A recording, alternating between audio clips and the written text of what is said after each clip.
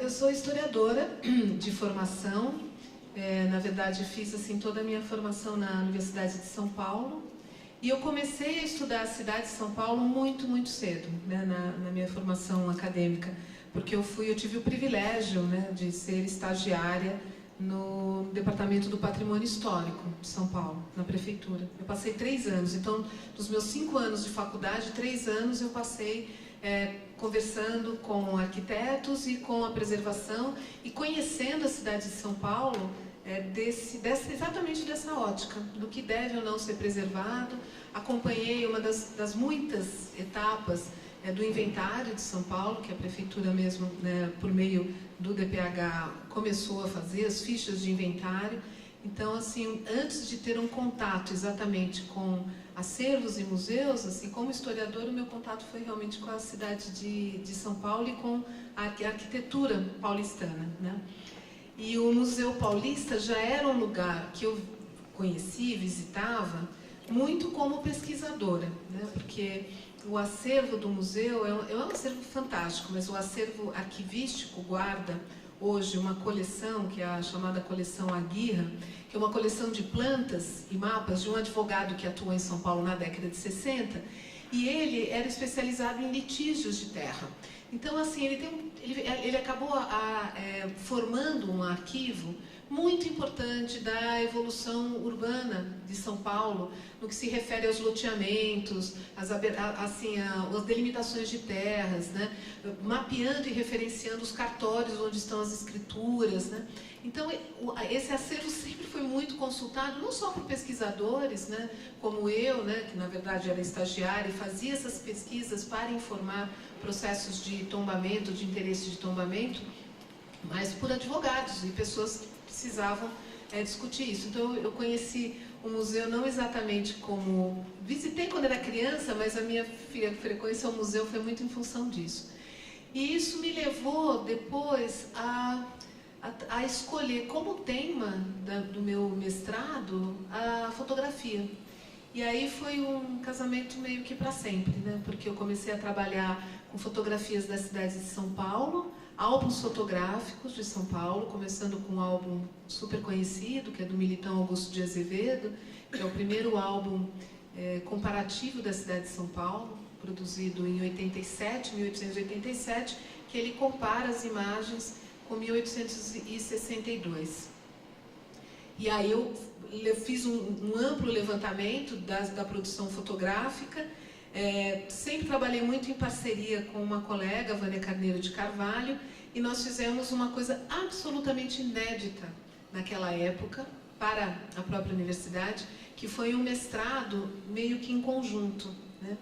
E isso é bem interessante, porque eu acho que eu estar no museu também não é à toa. Esse trabalho em equipe, em parceria, porque o trabalho acadêmico ele é um trabalho muito solitário, muito mesmo. E sempre isso acho que sempre me incomodou. E porque a minha formação, no final, foi de grupo de estudos. Nós tínhamos um grupo de estudos com o professor Lupiano Toledo Bezerra de Menezes, que foi meu orientador, uma pessoa que é uma referência assim, na área de patrimônio e de museus. Devo a ele, assim, o que eu sou hoje, muito em parte, eu devo ao que eu aprendi com ele, meu mestre sempre. E nós tínhamos um grupo de estudos que ele orientava, e eu desenvolvi um mestrado em parceria, que é uma coisa assim muito inédita. E as pessoas da universidade até olhavam assim para a gente, achavam uma coisa um pouco estranha. E eu trabalhei, portanto, nós tínhamos uma metodologia comum que lançou mão de banco de dados. A gente fez, na verdade, uma análise quantitativa das imagens, né, aplicando descritores de imagens também, que era uma coisa muito nova na época.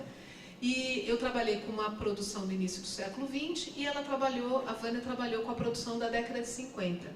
E nós discutimos, portanto, padrões de visualidade, né?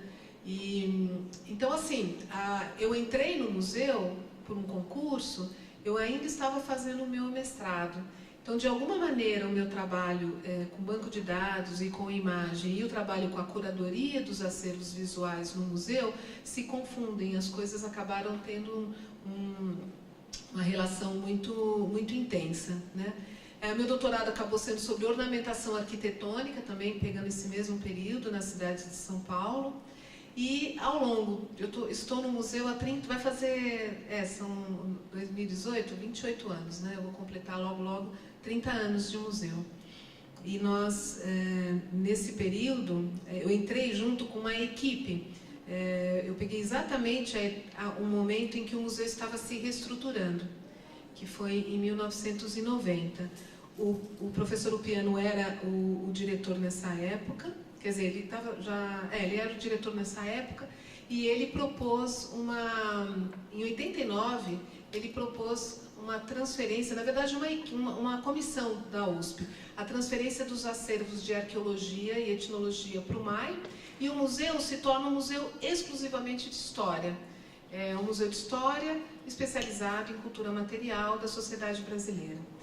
Isso pode ser estranho falar, mas o Museu do Ipiranga sempre foi um museu de história, né? Ele sempre foi um museu de história, mas ele sempre foi um museu muito nos moldes também dos museus do século XIX, que era um museu de história nacional, um museu que tinha acervo etnográfico, então, que é o perfil dos museus do século XIX, e ao longo do século XX, esses acervos foram sendo desmembrados. Então, na verdade, o Museu Paulista, que é o mais antigo museu público de São Paulo, ele é um pouco pai de várias outras instituições. Então, o Museu de Zoologia nasceu a partir do acervo, que também é da universidade, nasceu a partir do Museu Paulista, do acervo de Zoologia do Museu Paulista, o Instituto de Botânica. Então, ao longo do século XX, com a especialização dos saberes, esses acervos foram, na verdade, criando instituições, né?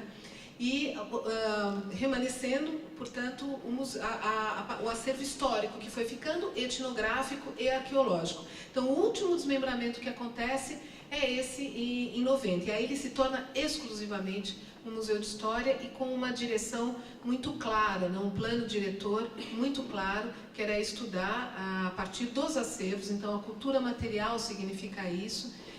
Eu produzo conhecimento histórico a partir da cultura material e visual. No meu caso, com muita ênfase nos acervos visuais, né?